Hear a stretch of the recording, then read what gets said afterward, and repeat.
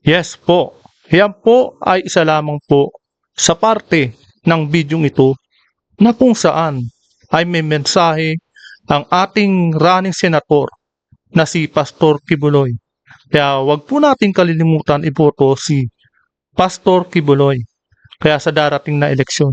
Dito po ang mensahe niya, pinapatunayan lamang na kung ikaw ay boboto ay kailangan masusi kang at masusi mong sisiyatin at kumbagay magkakaroon ka ng ah, ah, siyasat bago ka bumoto sa isang kandidato. Ganyan rin po ikinumpara ni running senator Kibuloy kung paano bumili ng isang bagay sa isang tindahan. Siyempre, quality pa rin ang hinihingi at hinahanap natin. Kaya ganyan rin po ang kanyang mensahe sa darating na eleksyon. Pero, isa siya sa mga mayroong quality na hinahangad para mapabuti ang ating bayan. Kaya, ito po, welcome po muna sa aking channel at muling nagbabalik ang inyong lingkod, Pads Press TV. Kaya, ito po, tuloy po natin ang video, ngunit umpisaan po muna natin sa pinaka una.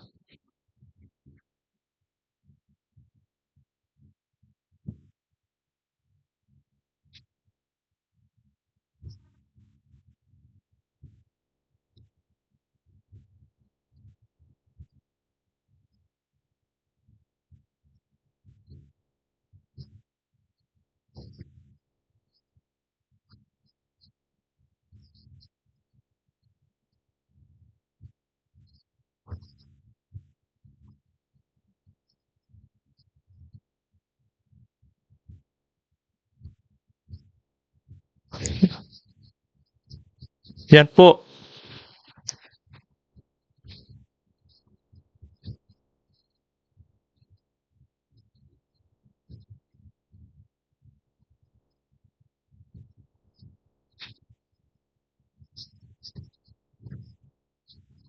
Ayan po. Kung ating pong matatandaan na hindi pa tumatakbo si Pastor Kibuloy at hindi pa ginigipit ng gobyernong ito ay sa kapanahon ni Duterte. Di ba marami siyang ah, na na na natutulungan at marami siyang pinapakita kung ano ang nagiging magandang nagagawa ng Duterte. Ganun po. Kumbagay, etong gobyernong ito ay pinupuna niya. Ngunit, dahil sa pagpuna niya ay nangyayari na nga po ngayon ay ginigipit siya. Ganyan po, nakikita niya ang mali ng gobyernong ito kaya siya tumakbo. Hindi siya tumakbo para magpasikat nga at magpayaman. Tumatakbo siya para sa kinabukasan ng ating bayan. At siyempre, sa kinabukasan na rin ng inyong mga anak.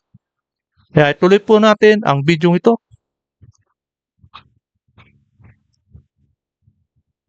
Oo, tama. Ganyan po.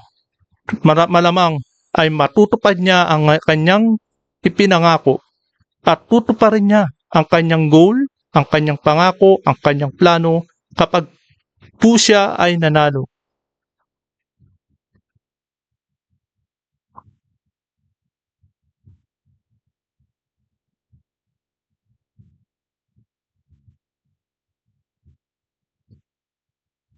Oo, tama, di ba? Dahil sa nakikita nila ngayon na anong nangyayari sa budget ng Pilipinas, ano na nangyari? May proyekto ba tayong nakita? May nakita ba tayong mga proyekto na talagang magiging masasabi nating resibo?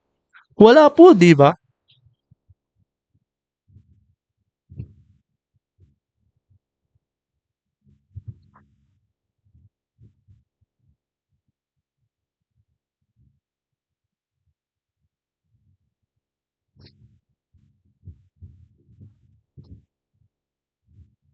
Yan po. Yan yung mensahe po ni Pastor Kibuloy sa taong bayan. At dito po, Inilatag po niya kung ano ba ang nararapat sa ating bansa at sa mga Pinoy na sa makatuwid ay para po sa ating lahat. Na mga Pilipino, hindi po biro ang ibibigay na mensahe sa atin ni Pastor na sa kanyang ilalatag na goal para sa ating bansa. Tayo po ay yung ating bansa ay bumubulusok pailalim dahil wala pong project na tayong nakikita dahil napunta na po ang kaba ng bayan sa pamamagitan ng pagbibigay ng ayuda. Dahil bilyon po ang nagagasta sa walang kakwenta-kwentang paggasta ng pera ng taong bayan. Ito po, halina't panoorin po natin ang kanyang magagandang plataforma. Ito po ang tunay na talagang kandidato, may plataforma. Hindi yung nagsasayaw-sayaw lang sa harap ng mga audience para lang makahikayat ng mga boto. Hindi yung namimigay ng ayuda para lang makahikayat ng mga boto. Kaya ituloy po natin ang bidyong ito.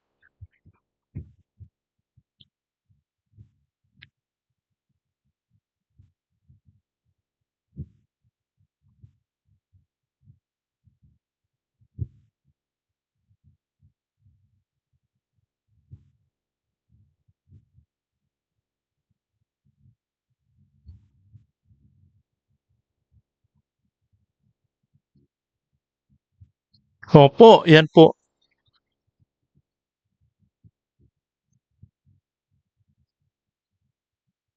Yan, halimbawa na yung harina, di ba? Puro harina ba? Wala bang sangkap? Tinipid ba? Tinipid ba ang mga sangkap? Yun, isa pa yun. Oh, yan. Peki po. Peki ba tong sabon na to? O baka puro mga parang pulburo lang.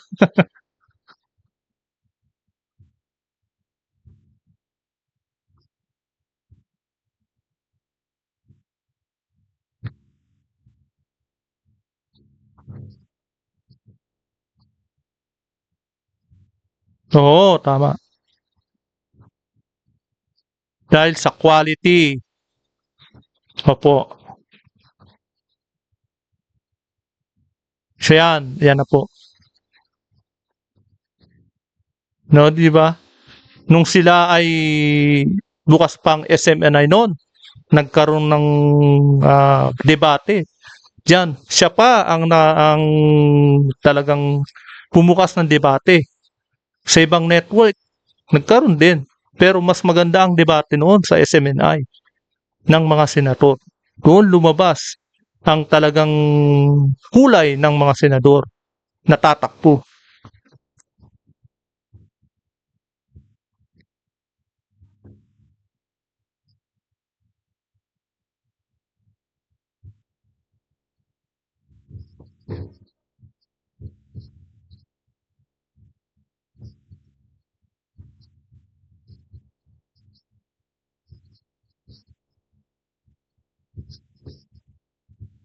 Hindi lang eh.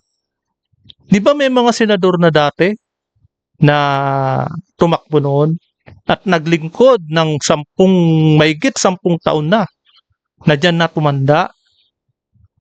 Kailangan pa bang questionin yung mga yon? Ang tatagal na nila, di ba? Nakita na natin ang performance nila noon. Ngayon, hindi na natin kailangan kilatisin yung mga yon. Ang tagal-tagal na nila eh. Ganun pa rin ang bansa. Marami sa kanila pinagtatakpan nila ang kamalian ng gobyerno, di ba? Pero kung Duterte, hindi transparent talaga yung kay Duterte. Pero yung mga nakaraang mga administrasyon yun, talagang pulusok sila. Talagang pinagtatakpan nila. Sila pa ang problema ng bayan eh. Dahil sa mga batas na ginawa nila noon, napalpak naman. Di ba? Kaya mas maganda yung mga bago ngayon. Dahil sila ang nakakita ng mali ng gobyerno at nakita nila ang mali ng mga senador noon na sila ngayon ang magtutuwid. Bakit? Gagayahin nila yung dating senador na tumatakbo uli ngayon na may sablay na batas na ginawa? Hindi na. Ang Duterte, yan ang magaling.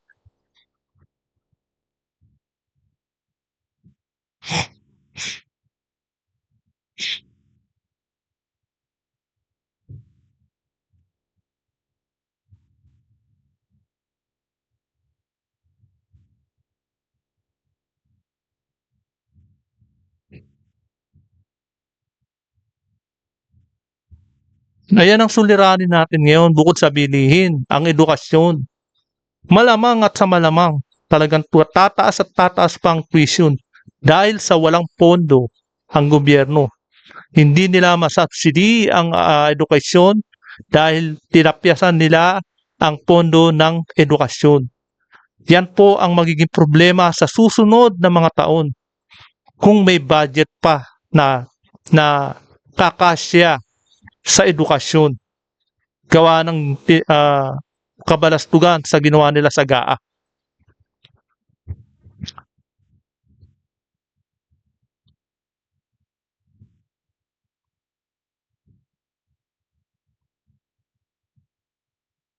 Kaso alam nila yan, yung mga nakaraang senador.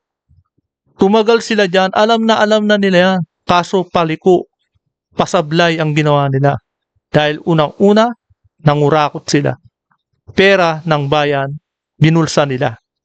Paano magkakaroon ng magandang performance ang bansa natin?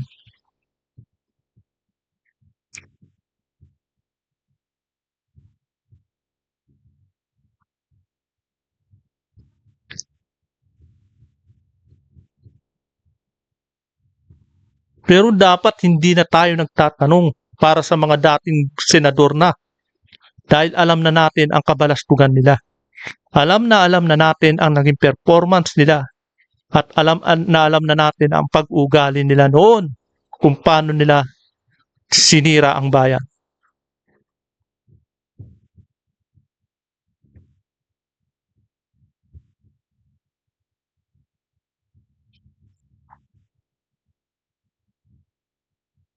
Dahil tayo ang pinaka-power pagdating sa eleksyon.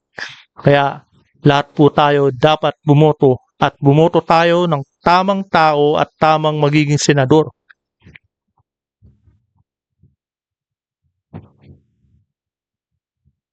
Tayo rin, di ba?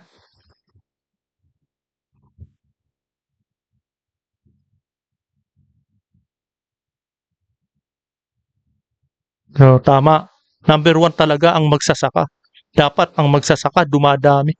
Dapat ang magsasaka ay nakakapag-produce ng pagkain. Kaso ngayon nag-i-import tayo. Paano yan kapag nagkagipitan na? Pagdating ng gera, yari tayo. Wala tayong tanim na palay.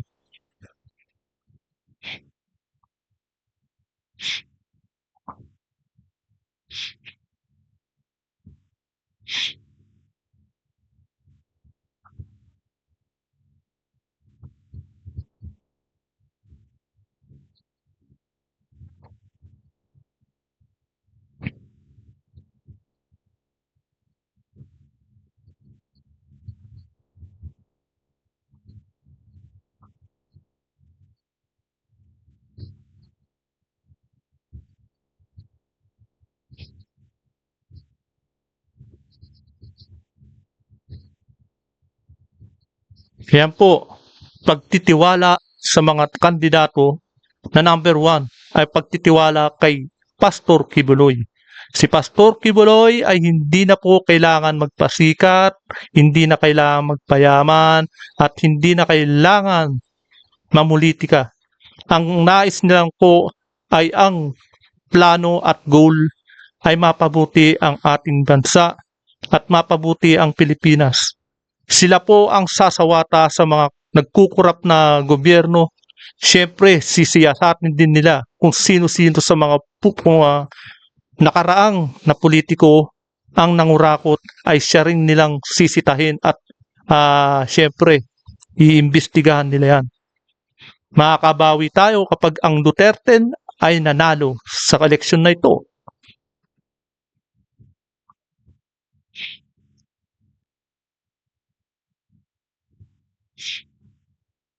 Yan po, sigurado yan. bulok na sistema, hindi po siya hindi niya po itataya ang kanyang buhay sa bulok na sistema. Talagang lalaban po siya. Ganyan po si Pastor Kibuloy.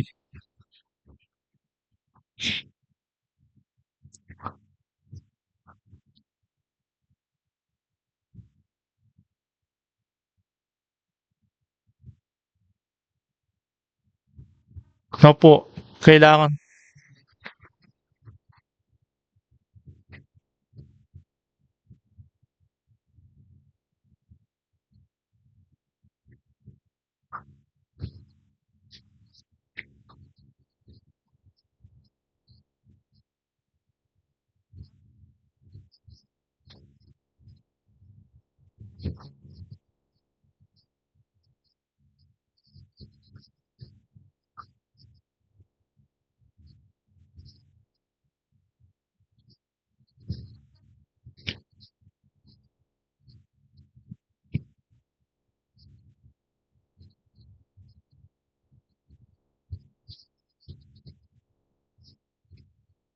Ayan po, napanood po natin at napakinggan ang boses ni Pastor Kibuloy, number 53 po sa balota, po kumakandidato na for senator. Kaya ang ganda po ng plano niya. Ang ganda po ng goal niya. Ang ganda po ng plano niya sa bansa natin na may ayos. At syempre, number 1 dyan, ang senador ay nag-iimbestiga sa mga korap na politiko. Yan po ang magiging papel niya dyan. At syempre, hindi yan magpapalamon sa bulok na sistema na nangyayari ngayon. Yan po ang malakas na loob na sana'y pagkatiwalaan natin. At wag po natin kalimutan na iboto si Pastor Kibuloy. Nasa 53 ng balota. Kaya ito po, hanggang dito na lamang po. At kung hindi ka pa nakakapag-subscribe, please subscribe my channel para lagi kang updated sa bawat upload ko. Maraming salamat po.